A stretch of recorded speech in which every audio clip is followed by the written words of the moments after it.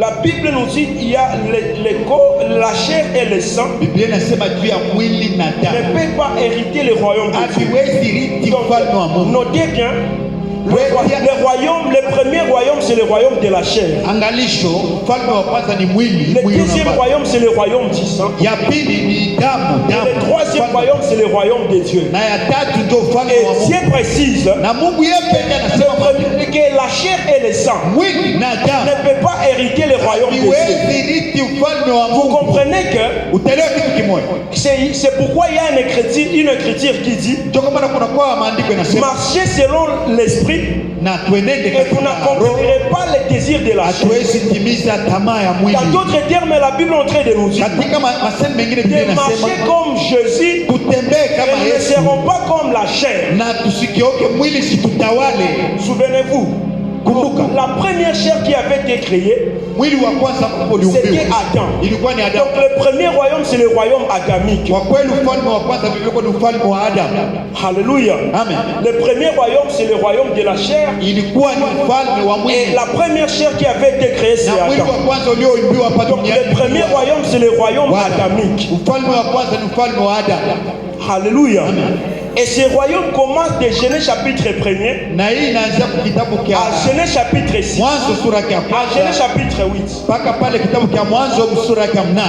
Alléluia. Amen. Lisons un peu ces versets. Ces petits versets et puis nous allons continuer. La fin de toute chair est arrivée. Souligne ça bien. La fin de toute chose est arrivée. Alléluia. La fin de toute chair est arrivée. La question qu'on va se poser. Si Dieu peut dire que la fin de toute chair est arrivée,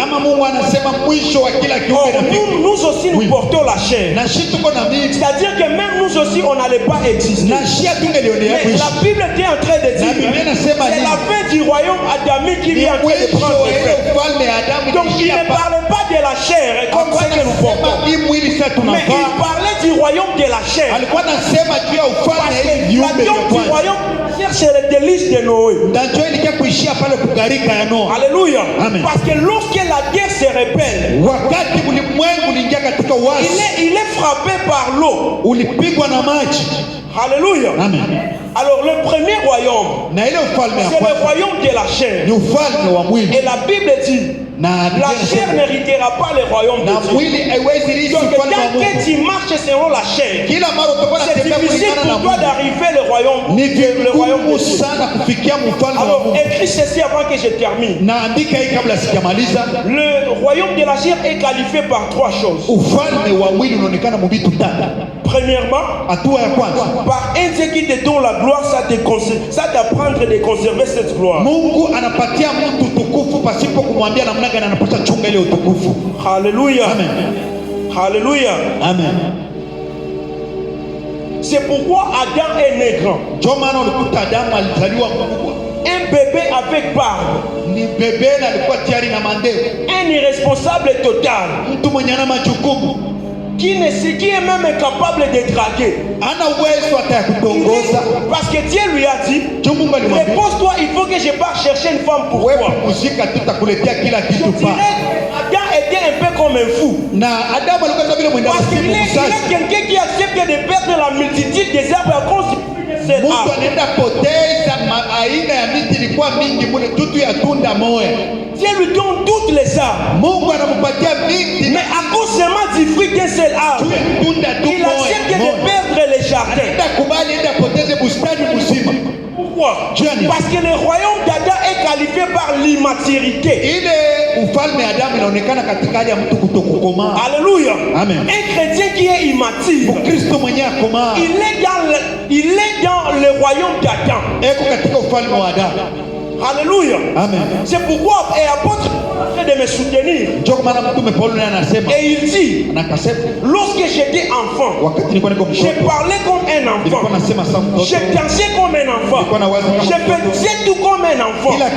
Mais lorsque je suis devenu grand, j'ai mis fin à tout ce qui était de l'enfant. Parce qu'il a compris un enfant, et lorsqu'il est, même s'il est héritier, Lorsqu'il est encore enfant, il est aussi un esclave. Alléluia. Amen. Alléluia. Amen. Quand tu es dans le royaume adamique, tu auras du mal à hériter le royaume de Dieu. Gloire au Seigneur. Amen. Gloire au Seigneur. Amen. Et une autre chose, et que le royaume d'Adam, c'est un royaume qui s'est brisé à cause des lois qui ne sont pas solides. Parce que Dieu a dit à Adam, tu mangeras tout, mais tu ne mangeras pas le fruit. Et ce royaume, c'est l'image de tout chrétien qui marche avec Dieu dans des lois faciles. C'est l'image d'un chrétien. Parce que le pasteur lui a conseillé, c'est qu'il décide de changer l'église. Pourquoi? Parce qu'il est encore immature. Et une église immature aura du mal d'avancer. Parce que même Dieu aussi, il était fatigué de gérer l'église des immaturités. Regardons dans la Bible. Le représentant était Dieu. Donc disons, c'est Dieu qui était le pape. Mais dans l'église, il y avait seulement des croyants. Et l'église était Éden. Mais dans l'Éden, il y avait seulement des croyants. Et ces deux croyants, ils étaient immatures. Lorsque Dieu a vu, gérer ses enfants, c'est difficile pour moi. Et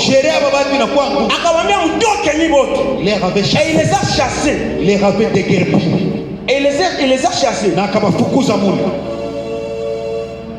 Donc une église immature, c'est une église qui est difficile à avancer.